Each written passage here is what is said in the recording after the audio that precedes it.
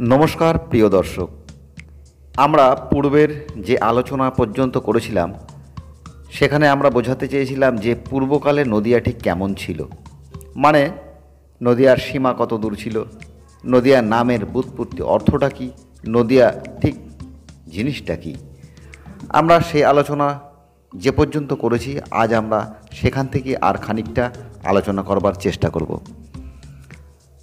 আমরা চেষ্টা করেছি যে প্রাচীনকালের বিভিন্ন রকম কাগজপত্রে, মানে সেভাবে তো লেখাপত্র কিছু নেই যেখান থেকে আপনি এক কথায় পেয়ে যাবেন, তাহলে পারে কিভাবে সেই সমস্ত তথ্য উদ্ধার করা যেতে পারে। সেই রকমভাবেই আমরা আমাদের গবেষণা করেছি যেখান থেকে এই সমস্ত তথ্য উদ্ধার করা যেতে পারে। আমাদের সেই সমস্ত তথ্য সূত্রগুলো আমরা হয়তো এখানে সব বলতে পারবো না, তার কারণ আমাদের এই সম্বন্ধে একটি বই প্রকাশ হবে যেখানে আমরা নির্দিষ্ট করে সব কথা বলতে পারবো। শুধু একটা কথাই বলতে পারি যে আমরা সংক্ষিপ্ত এবং সরলতা বজায় রেখেছি, যেখানে মানুষ সহজ সরল এবং স্বাভাবিক ভাষায় বুঝতে পারে যে কথার অর্থ কী এবং এই বিষয়ের তাৎপর্য কী। যেমন ধরুন, এখানে একটা গল্প বলা যেতেই পারে সেই ইতিহাসটিতে আসার আগে।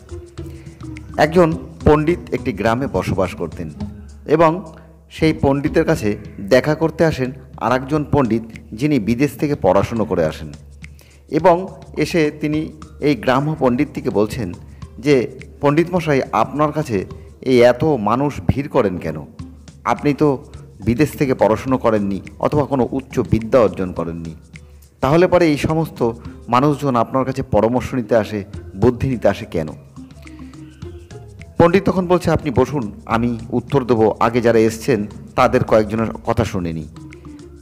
তো তাদের মধ্যে একজন বলল যে পণ্ডিত মশাই, আমি একটি জমি কিনবো, জমিটি কেমন হওয়া উচিত? আরেকজন বলল, আমি একটি গরু কিনবো, গরুটি কেমন হওয়া উচিত? আরেকজন বলল, আমি আমার ছেলেকে বিয়ে দেবো, সেই মেয়েটি কেমন হওয়া উচিত? পণ্ডিত সকলকে নিয়ে বলল, চলো, আমি তো নদীর পথেই যাচ্ছি, আমি নৌকো ধরে যাবার সময় তোমাদের উত্তরটা দিয়ে যাব। সেখানে গিয়ে নদীর সামনে গিয়ে তিনি ওই বিদেশি পণ্ডিতকে বলছেন, ওই যে একজন মাঝি আছে, আপনি তাকে ডেকে দিন। এবার এই পণ্ডিত, যিনি বিদেশি পড়াশুনো করেছেন, তিনি গ্রাম্য পণ্ডিতের কথা শুনে বুঝতে পারলেন যে পণ্ডিত বোধহয় আমার কোনো পরীক্ষা নিচ্ছেন। তিনি তার পাণ্ডিত্যের সবচেয়ে কড়া ভাষাটি তিনি ব্যবহার করে সেই মাঝিকে তিনি ডেকেছেন। ডাকবার ফলে সে মাঝি সেই ভাষার কোনো কিছুই বুঝতে না পারার দরুন সে আরও দূরে সরে যাচ্ছিল। তখন এই গ্রাম্য পণ্ডিতটি তার দেশীয় শব্দে তাকে ডাক দেয় এবং মাঝি সেটি বুঝতে পেরে তাড়াতাড়ি চলে আসে। এবং তিনি যে লোকজন এসেছিলেন বুদ্ধি নিতে, তাদেরকে তিনটি শ্লোক বলে যায়। শ্লোকটি ছিল ঠিক এই রকম: ধারে উঁচু, মধ্যে নিচু, ধীরে ফেলায় পা, মা ভালো তার ঝি ভালো, বাহারে মাঝি বা। এখান থেকে প্রত্যেকে ফিরে গেল এবং প্রত্যেকেই তার জ্ঞান নিয়ে গেল। যে জমি কিনবেন সে বুঝতে পারলো ধারে উঁচু মধ্যে নিচু, এই জমিটি ভালো হবে। যে গরু কিনবেন সে বুঝতে পারলো, বলছেন যে ধারে উঁচু মধ্যে নিচু, ধীরে ফেলায় পা, যে গরু খুব ধীরে পা ফেলে সে গরু খুব ভালো। এবং মা ভালো তার ঝি ভালো, বলতো মা যার ভালো হয় তার মেয়েও ভালো হয়, বাহারে মাঝি বা। মাঝিকে বললো তুমি চলো। পণ্ডিতকে বলল যে এরই মধ্যে তুমি সব উত্তর খুঁজে পেয়ে যাবে। তাহলে পণ্ডিত ফিরে যাওয়ার সময় যেটা পেলো, আর আপনাদেরকে যেটা বলতে চাইছি আমি, যে সহজ সরলে না বোঝাতে পারলে ওটি পাণ্ডিত্যর ভারে যা হয়েছে আজ এত কাল পর্যন্ত তাই আমরা দেখতে পাই, যার ফলে আমরা কোনো উত্তর স্বাভাবিকভাবে পাই না। তো প্রিয় দর্শক, অতিরিক্তভাবে কথাগুলি নেবেন না। আমরা হয়তো আজকের ভিডিওটি আমাদের ইতিহাসের পূর্ণাঙ্গ ব্যাখ্যাটি দিতে পারবো না। শুধু এটুকুই বলি যে একটা জট পাকিয়ে রয়েছে, মানে পূর্ব নদিয়াটি কোথায়, পূর্বকালের নদিয়াটি কী ছিল। এই নদিয়া, নবদ্বীপ এবং বর্তমানের সমগ্র নদিয়া অঞ্চলটি, এবং পূর্বকালে ব্রিটিশ যখন শাসন ছিল তখনকালের নদিয়া অঞ্চলটি, এরই মধ্যে একটি কোথাও জট পেকে আছে। আমাদের কিন্তু সেটিকে খুলতে হবে। দ্বিতীয় হচ্ছে মিনহাজউদ্দিন উল্লেখ করেছেন যে ইখতিয়ারউদ্দিন বখতিয়ার খলজি তিনি আক্রমণ করেছেন নদিয়া বা নদিয়া হতে। এবার এখানটায় বিভিন্ন পণ্ডিতরা তাদের ব্যাখ্যায় বিভিন্ন রকম ভাষা ব্যবহার করেছে। যেমন ধরুন, কেউ বলছে না না ওটা ছিল নদিয়া, কেউ কেউ বলছে না না ওটা ছিল নদিয়া আহ, কেউ কেউ বলছে না ওটা ছিল হচ্ছে নওদা নাহ।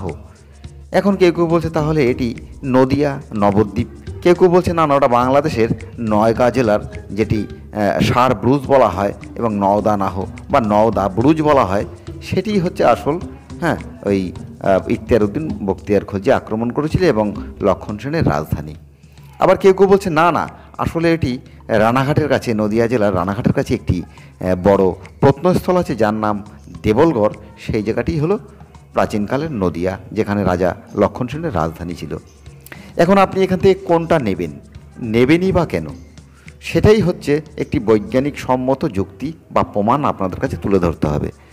এখন সেটি তুলে ধরবার জন্য আমাদেরকে পরস্পর সাজিয়ে দিতে হবে যে এই কারণের জন্য, এই যুক্তির বলে আমরা বলছি এই জায়গাটাই ছিল প্রাচীনকালের নদিয়া, এবং নদিয়া বলে সত্যি কোনো জায়গা ছিল। আগের দিনই আমরা বললাম যে নদিয়া জেলার রানাঘাট থেকে একটি তাম্রশাসন পাওয়া গিয়েছিল মহারাজা লক্ষণ সেনের। এখন এইটি নিয়ে সবাই চর্চা করেছে, কিন্তু সঠিকভাবে কেউ কাজ করেননি। তা কাজটি কেমনভাবে করেননি আমি আপনাদেরকে বোঝাবার চেষ্টা করছি। বললাম এটি যে আনুলিয়া তাম্রশাসন, এই তাম্রশাসনটি মহারাজা লক্ষণ সেনের তৃতীয় তার রাজত্বে, মানে তিনি যখন তার রাজত্বের তৃতীয় বর্ষ উদযাপন হয় তখন তিনি এই তাম্রশাসনটি দান করেছিলেন, এবং যাকে দান করেছিলেন তার নাম ছিল রঘুদেব শর্মা, এবং এর যে দূত ছিল তার নাম ছিল নারায়ণ দত্ত, মানে যে এই তাম্রশাসনটি এনে এই দূতের কাজ করেছিল। এবং এটি ছিল হচ্ছে পণ্ডুবর্ধন ভক্তির অন্তর্গত বাঘ্রতটি মণ্ডলের একটি সীমা, এবং এই গ্রামটির নাম ছিল মাথরন্ডিয়া খণ্ডক্ষেত্র। অর্থাৎ বোঝা গেল মাথরন্ডিয়া একটি অনেক বড় গ্রাম, এবং তার একটি খণ্ডক্ষেত্র দান করেছিল এই রঘুদেব শর্মাকে। এখন এই রঘুদেব শর্মাকে যে গ্রামটি দান করলো, এই মাথরন্ডিয়া একটি খণ্ডক্ষেত্র, তার একটি সীমা ছিল চতুর্দিকে। সেই সীমাটির কী ধরনের বর্ণনা দেওয়া আছে, এখানে বলা আছে দক্ষিণে জলপিল্লা, হ্যাঁ, এবং পশ্চিমে শান্তিগোপ শাসন, এবং এর হচ্ছে উত্তরে মালামঞ্চ বাপি, এবং এর পূর্বে অসত্য বৃক্ষ সীমা। তাহলে এখানে দেখুন আপনারা এই সীমাটিকে ভাঙতে হবে, কিন্তু কী বলতে চাইলো, এটি কোন জায়গা, এখনও তার অস্তিত্ব আছে কি না। এবং এই সীমাটি যে মাপা হয়েছিল তাকে বলা হয় বৃষভ শঙ্কর নল। এই বৃষভ শঙ্কর একটি উপাধি বলা যেতে পারে, যেটি হচ্ছে মহারাজা বিজয় সেনের উপাধি ছিল। মহারাজা বিজয় সেনকে বলা হতো বৃষভ শঙ্কর মহারাজা বিজয় সেন, এবং তাকে বলা হতো অরিরাজ।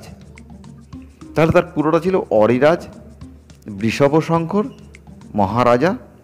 মহারাজা বিজয় সেন। তাহলে আমরা এখানে দেখতে যা পারলাম তা হলো যে এই সমস্ত বিষয়গুলোকে নিয়ে ঠিক করে চর্চা করা এখনও পর্যন্ত হয়নি। সে কারণেই আমরা এখনও পর্যন্ত উদ্ধার করতে পারিনি এই মাথরন্ডিয়া খণ্ডক্ষেত্র বা গ্রামটি ঠিক কোথায় অবস্থিত, এবং আমরা এই বাঘ্রতটি মণ্ডল যেটিকে বললাম, এই মণ্ডলটি ঠিক কোথায় এবং এর রূপরেখা ঠিক কেমন, এই বিষয়ে কিন্তু এখনও পর্যন্ত ঠিকঠাক চর্চা করা হয়নি। আমরা এই বিষয়ে গবেষণা করছি, এবং আমরা আশা করছি যে আমরা খুব শীঘ্রই এই সম্বন্ধে আপনি সঠিক তথ্য আপনাদের সামনে তুলে ধরতে পারবো। হয়তো সেটি ভিডিওতে হবে না, আমার একটি গ্রন্থ বেরোবে। পূর্বেও একটি গ্রন্থ আমি করেছিলাম যেটি ছিল দেবল রাজার গড় সম্বন্ধে। সেখানেই আমরা বলছি যে এই ভিডিওতে সব কথা হয়তো আমরা তুলে ধরতে পারবো না, কারণ এখানে তথ্যসূত্র আমরা সবটাই বলে দিতে পারি না, ফাঁস করতে পারি না। সেক্ষেত্রে বুঝতে পারছেন যে সেটি একটি বিপজ্জনক বিষয় হবে। তো আমরা আগেই বললাম যে এই অংশগুলির মধ্যে কোথাও কোনো একটি জট লুকিয়ে রয়েছে। সেক্ষেত্রে সেটি সার ব্রুজ বলে যা বলা হচ্ছে, যেটি নওগাঁতে, হ্যাঁ, নওদা নাহ বলছে যারা, নওদা বা সার ব্রুজ বলে যে জায়গাটা রোহনপুরের কাছে, এটাই কি ছিল নদিয়া, নাকি নবদ্বীপ নদিয়া, নাকি দেবলগড় নদিয়া, এটি আমাদের সঠিকভাবে তুলে ধরতে হবে। এবং খাড়িমণ্ডল সম্বন্ধেও এই সম্বন্ধে আমাদের আলোচনা করতে হবে। আমরা এই সম্বন্ধে খুব গভীরভাবে কাজ করছি। আমরা পরস্পরভাবে আপনাদের কাছে নিয়ে আসবো, আলোচনা করব, এবং আগামী ভিডিওতে আপনারা অবশ্যই লক্ষ্য করবেন।